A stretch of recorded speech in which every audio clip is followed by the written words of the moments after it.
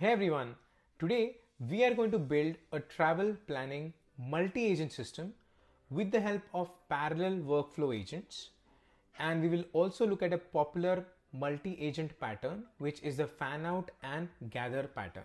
So let's get started. So let's start with the demo first. This is the ADK web UI and we have selected our travel planner agent, which is the travel planning system which we'll be covering in this video.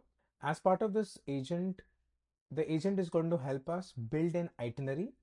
So when we say itinerary, it's going to help us with three things. First, it's going to recommend flights. It's going to suggest flight options. Then it's going to suggest hotel options. Then it's going to suggest activities options. And then ultimately it's going to create a recommendation or a recommended itinerary based on those suggestions. Okay. So now if you focus on this sample query, I have said that I want to plan a 3-day trip to Paris.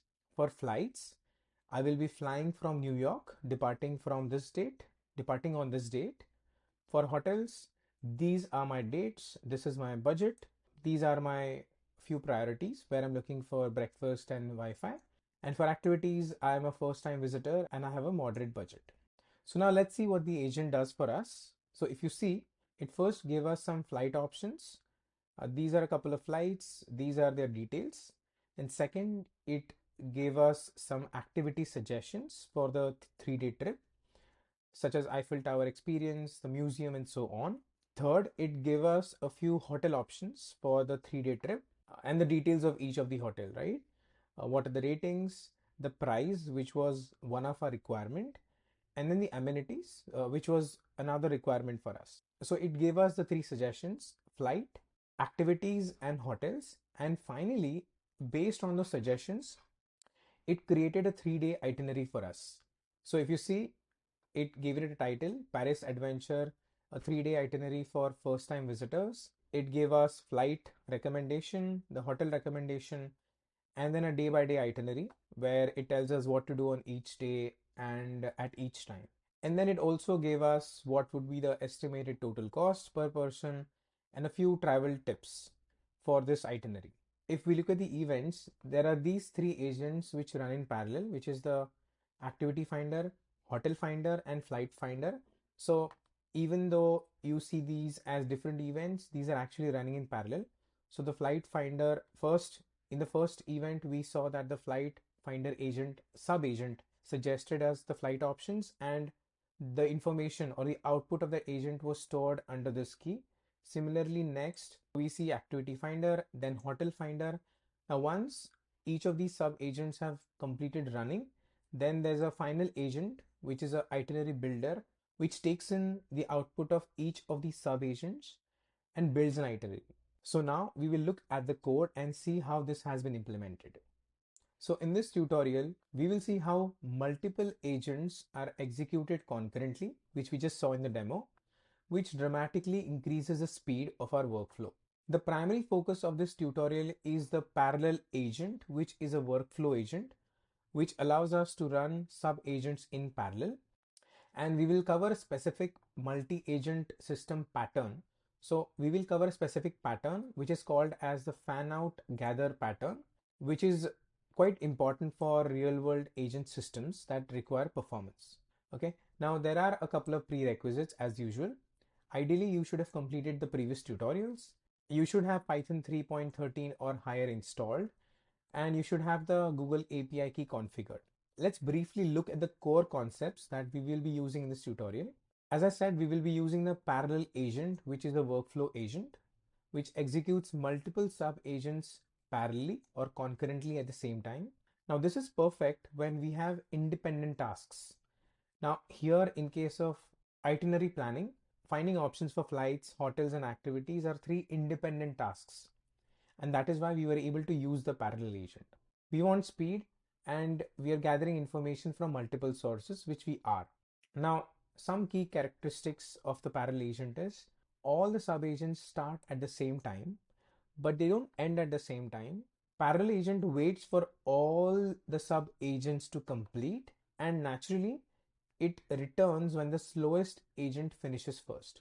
Okay, so without further ado, let's talk about this specific use case and jump into the code. what we just saw in the demo is a smart travel planning system which helps us to search flights, hotels, and activities in parallel, and then we merge everything into a single complete itinerary. So let's look at the architecture in depth.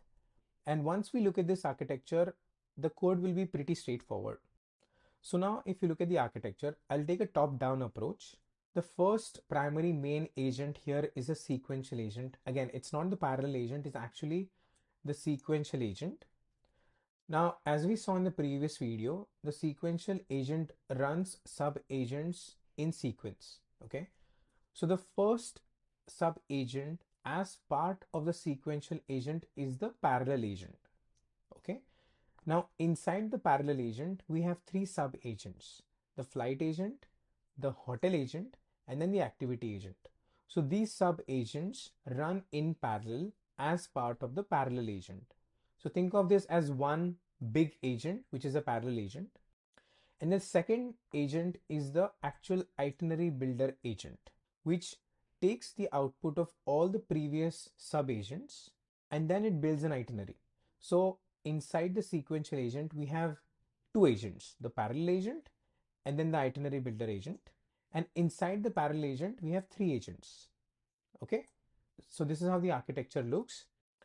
This part is called as the fan out pattern because here the flow is breaking into multiple branches. Okay. And then this pattern is called the gather pattern because all the previous outputs are combined into a single flow. So this entire pattern is called as fan out plus gather pattern.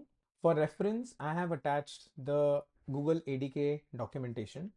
So if we move ahead, another important thing to note is, just for the sake of the demo, we have not connected any live APIs.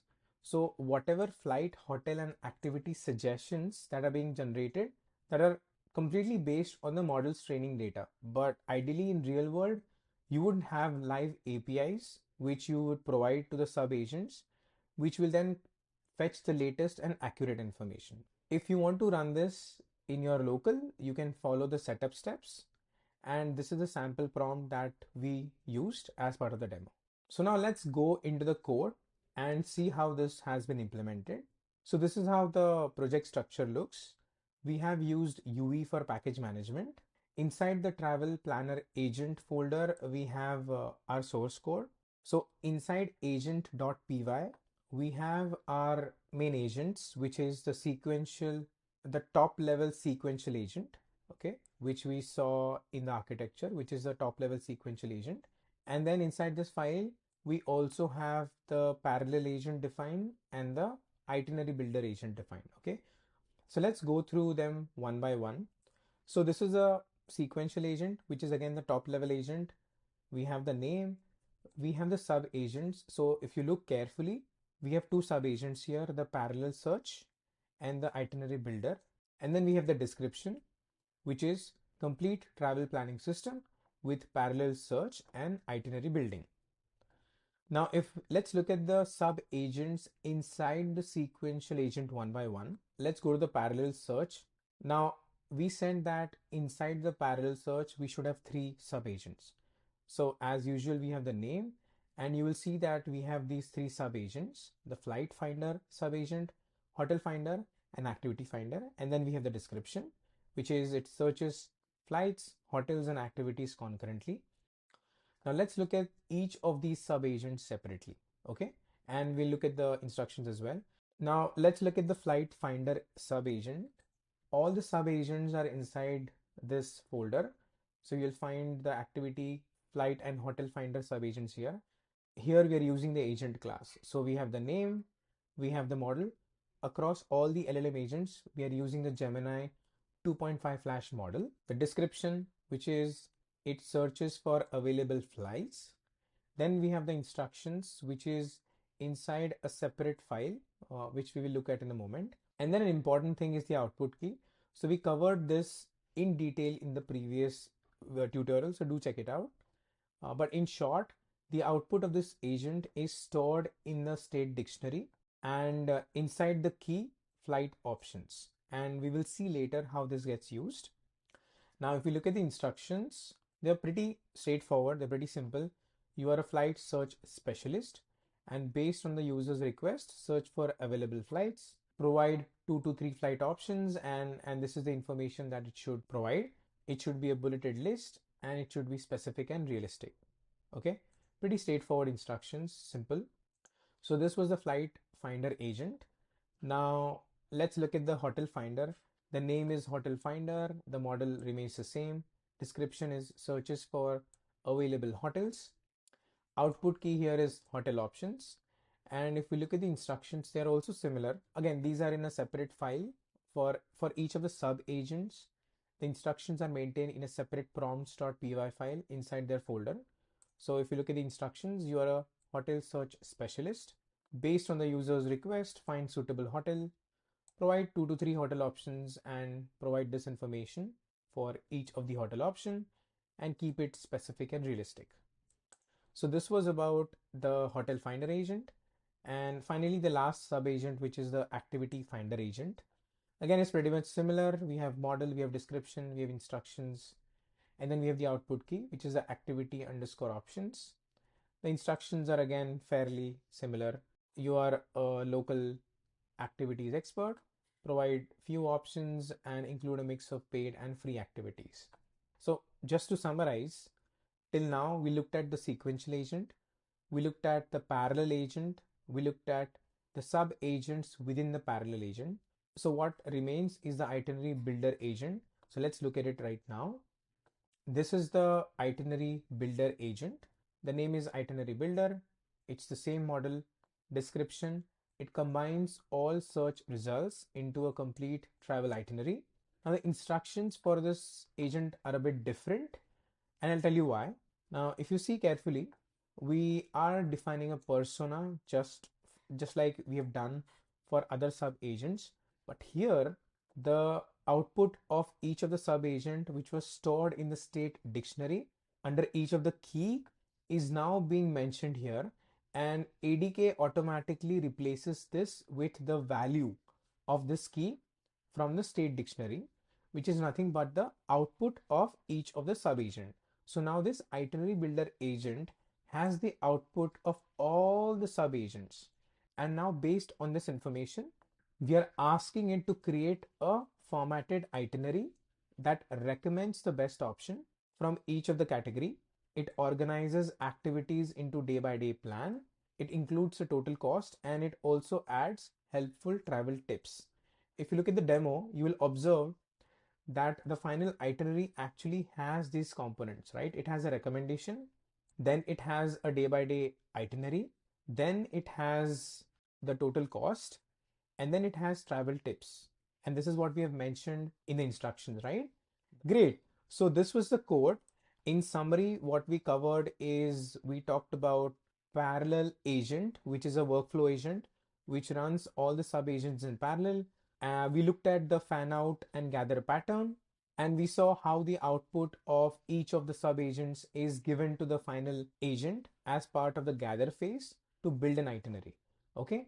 And lastly, this pattern can be used in multiple real world applications. So you could use it for data gathering, right? Where you search multiple APIs or databases simultaneously. We could use it for content creation, where we could build multiple variations. We could use it for analysis, where we could run different analysis on the same data. Then we could run multiple validation checks or conditions. This is a very popular pattern for research because you would want to do parallel searches, right? And then you could also use it for shopping comparison. So we have come to the end of the video. I will attach all this code in the description, so please do check it out. If you found this video helpful, please do like, please subscribe, share, and stay tuned for more such tutorials. Thank you.